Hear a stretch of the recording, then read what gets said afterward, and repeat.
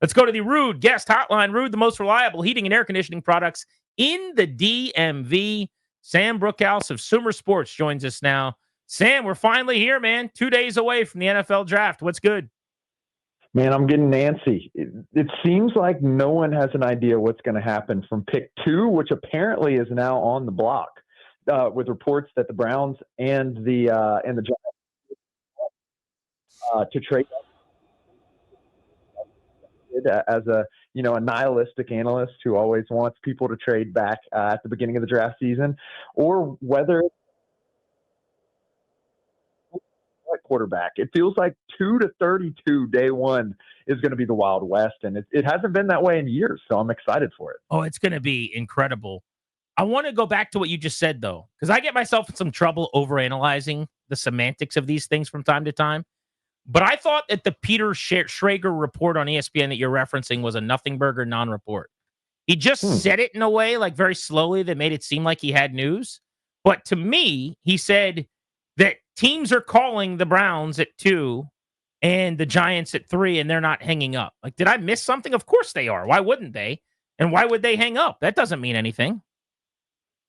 So here's my kind of thought of it, and it really matters about 2 and 3. And there's 2 pieces of information that I've kind of latched on to going even back into Shrine Bowl talks where Joe Shane and Brian Daboll were close to Shedeur Sanders. But if I have the number 2 pick and I'm the Browns and I know that I'm an immensely analytical franchise, they employ the Jonah Hill character from Moneyball, Paul DePodesta. He is now a vice president, has been for many years for the Browns, immensely analytical. Andrew Berry has an analytical background as well, their general manager. I am absolutely blowing up the Giants' phone at 3 just to see if they want to draft a quarterback. And if they want to draft a quarterback, say, well, we're taking calls from the Steelers. We're taking calls from the Saints. Because if they can trade back one spot, get extra draft capital, and still get Travis Hunter, who they've used, the word Shohei Ohtani to compare to, that's a real win for me. So I think that's a lot of what's going on. Probably, even some maybe prank calling just to see what you could get. After all, Luka Doncic was traded this year, right? So who knows what could happen. But I think it is, to your point, kind of a lot of that, a lot of feeling out what could happen, seeing if there's any home runs out there. And if not, you just take the pitch and end up making the selection at 2 or 3. So this reminds me of 22 here, Sam, in terms of the draft, where there weren't any quarterbacks really highly thought of to go high. It was Trayvon Walker went number 1 overall to the Jaguars. Right. So this, I think we got a pretty good feel. Tennessee won. It's Cam Ward, maybe not a sexier film, but that's what we know. Just kind of to your point, I really have no idea. From 2 to 3 on, I think that influences everybody else. Like, do you get the sense that nobody really knows what Cleveland and New York are going to do? Or do you think maybe this is just his information of the last week to sort of see what happens? I'm kind of the mind that no one really knows what's going to happen. I think if you just were to look at the data, the consensus big boards, the consensus mock drafts, which, as you know, includes some beat reporters who may have more information on any given team and some evaluators who have more information from the scouts themselves.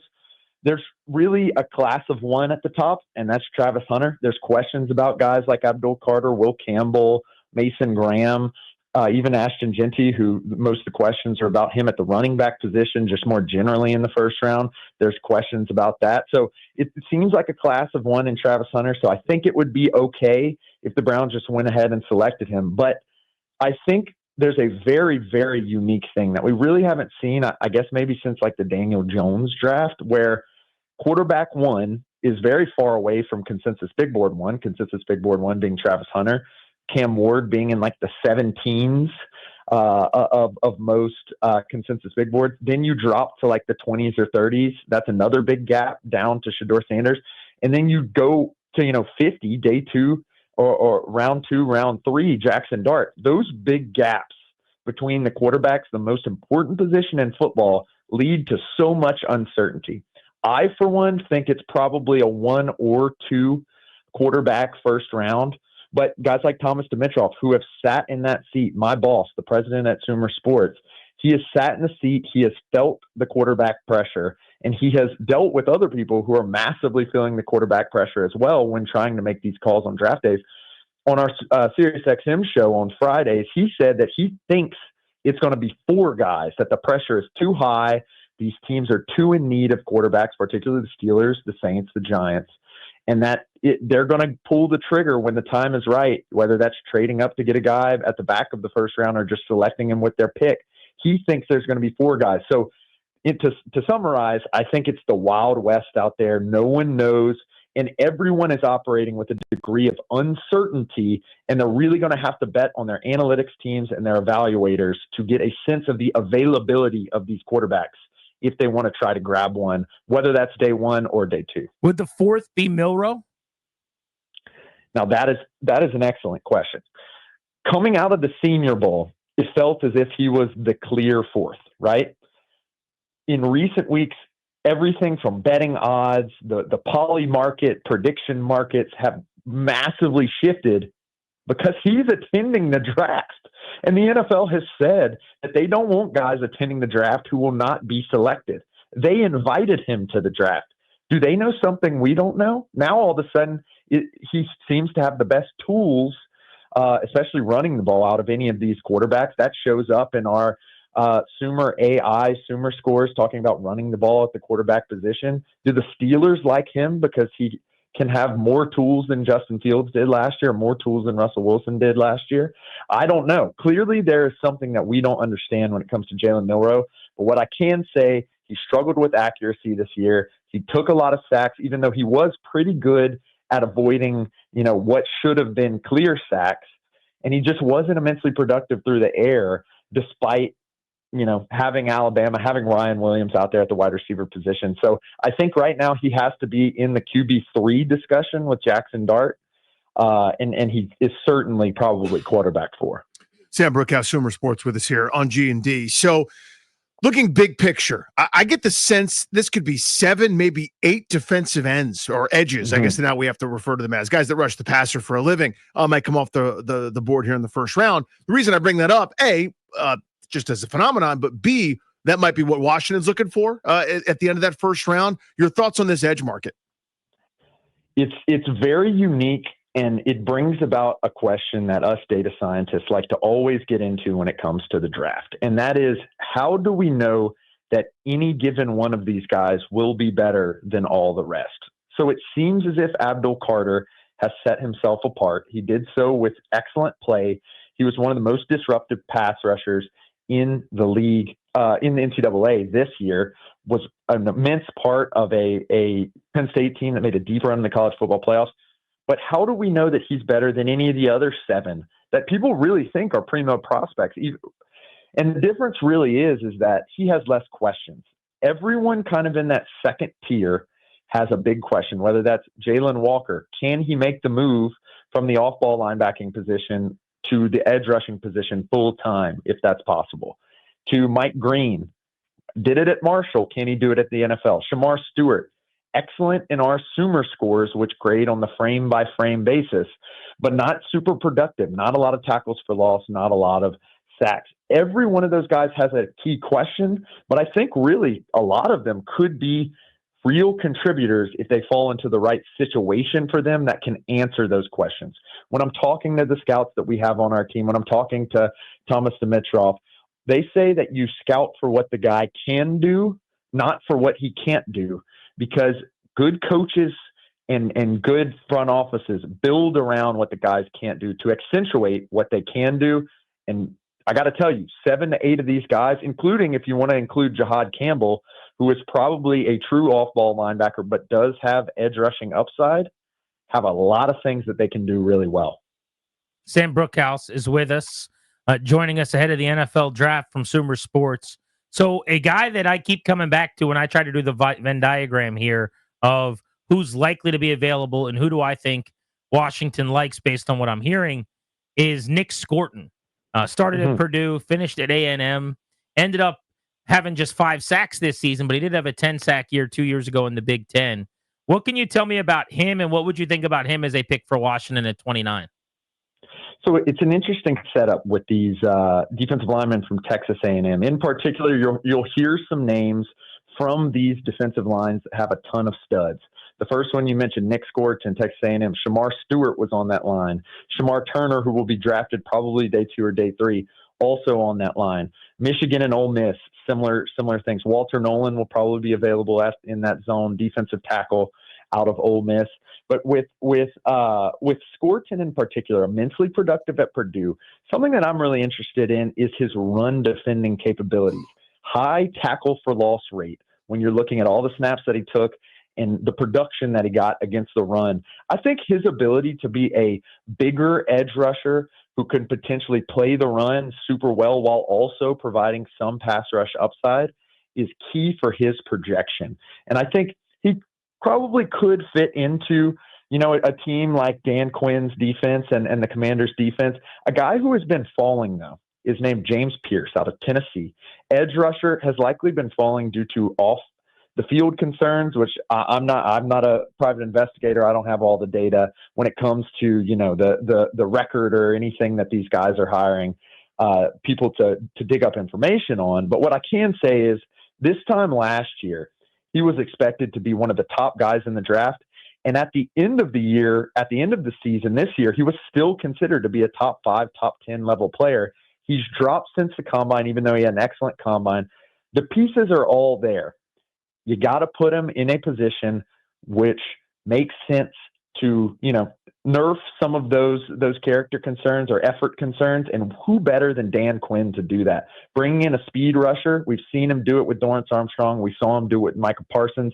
I think it'd be a great fit. James Pierce, if he ends up falling to the Commanders, if they end up filling that edge role with James Pierce. So Sam, help me with the Texas A&M defensive ends.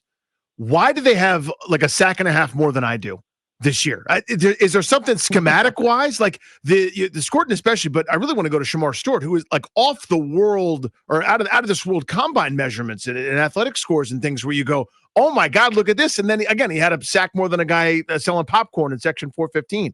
Why so little productivity in that regard from those defensive ends? I would just feel a lot more confident drafting either one of them had they ended up with, in the 5 or 6 range. Now, I'm not talking about even a world beater, just something more there. So I want to start off at the high level.